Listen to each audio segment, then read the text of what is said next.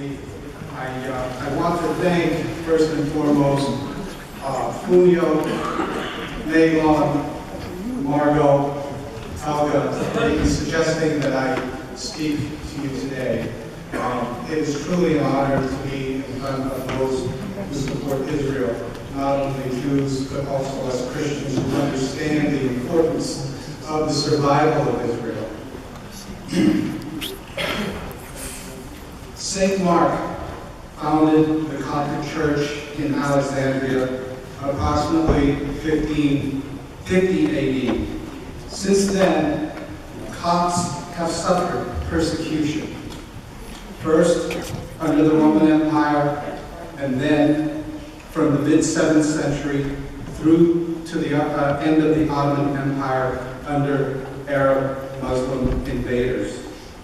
The persecution has not stopped, even when Egypt gained its independence in 1952.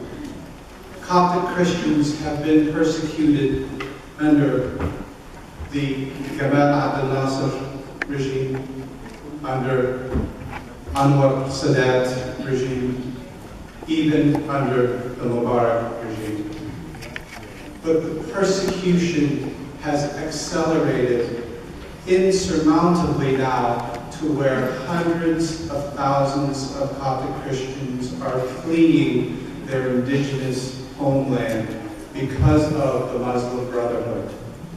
Since August 14, 2013, when, thank God, the military of Egypt said enough is enough with the Muslim Brotherhood, enough is enough with them stopping us lining our pockets, we need to stop these atrocities.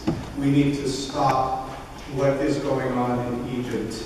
And 20 million Egyptian civilians, both Coptic and Muslim, stood up in the rebel movement. The rebel movement moved on, and finally the military said to Mohammed Morsi, your time is up. And when he rejected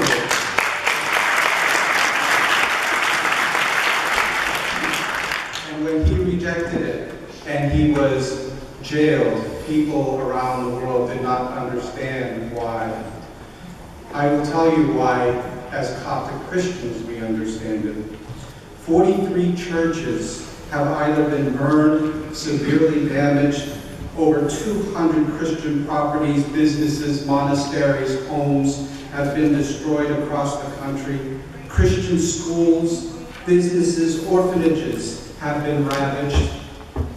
In the village of Dalga, in the province of Adlinia, Islamists have gained control. Even though the Egyptian military has control, these Islamists have gained control of this town and have forced its 15,000 Coptic residents to pay the jizya.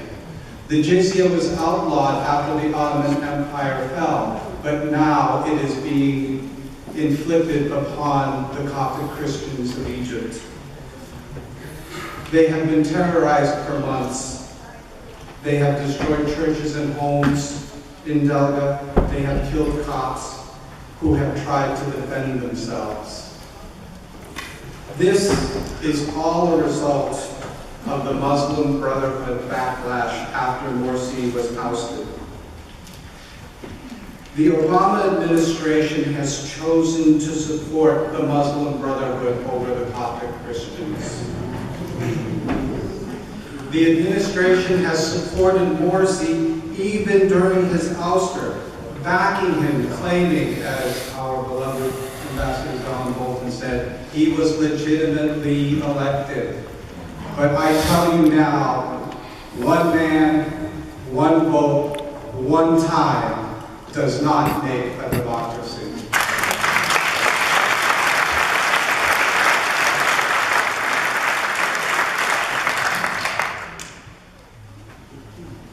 This really, if you want to think about it from an American perspective, what is happening to the Coptic Christians now is basically what was happening back in the late 20s to the mid-60s here under Jim Crow laws. Muslims have been persecuting Coptic Christians, intimidating them from not going to the polls to vote, intimidating them when they stood up against Morsi.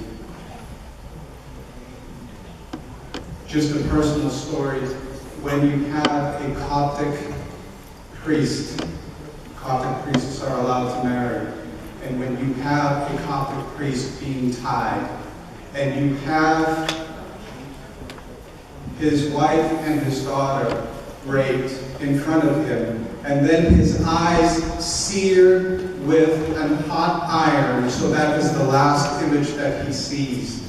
This is the type of intimidation and torture that goes on, and nobody hears about it here in the United States. So I say to you, the Copts under the Morsi regime were persecuted, but Obama refused to pressure Morsi to change his policies.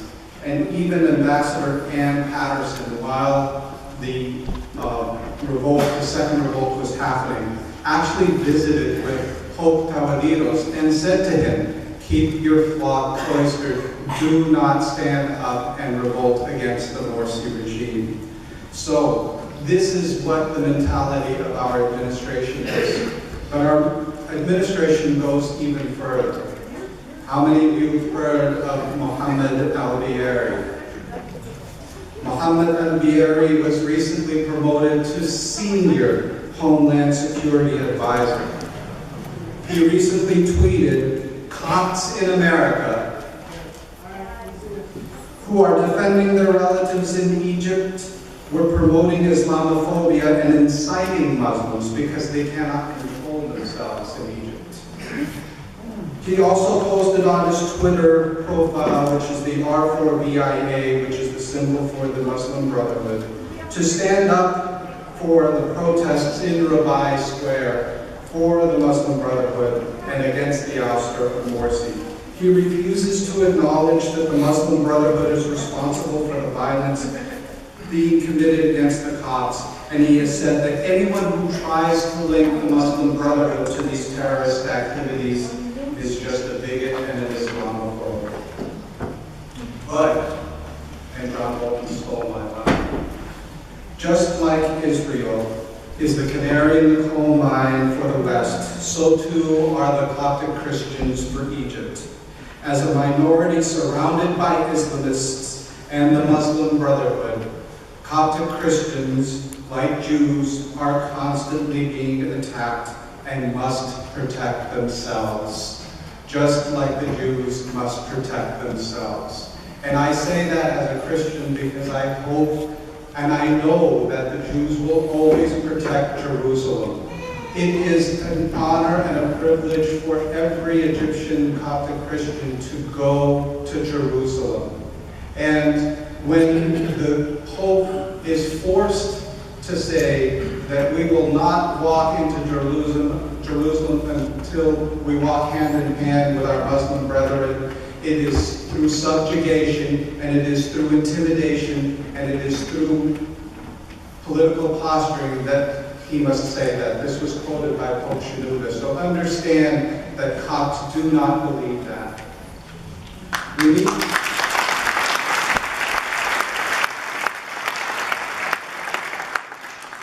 We need to support Coptic Christians in Egypt because right now they think America has abandoned them.